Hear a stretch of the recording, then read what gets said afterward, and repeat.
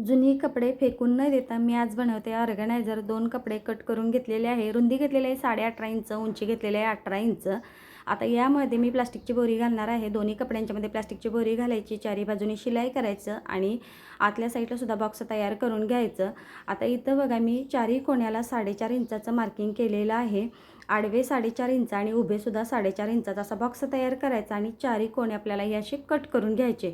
आता जिथं आपण कोणे कट केलेले आहेत ते असे एकत्र करून आपल्याला चारी बाजूनी शिलाई करून घ्यायची। हा बॉक्स असा तयार होतो। आता इथं शिलाई दिसत आहे, त्यासाठी परत एकदा हा बॉक्स उलट करून घ्यायचा। जिथं शिलाई दिसते त्यामध्ये परत एकदा बाहेरच्या साईडने आपल्याला शिलाई करून घ्यायची, म्हणजे ही शिलाई आतल्या साईडला जाते। तर इथं बघा हे असं ऑर्गनायझर तयार झालेलं आहे। आता मी दोन्ही साईडला हँडल लावून घेणार आहे। 4 इंचाचा कपडा घेतला आहे आणि उंची हँडलची 6 इंचाची घेतलेली आहे। आतमध्ये बोरी घातलेली आहे आणि दोन्ही साईडला हँडल लावून घेतलेला आहे।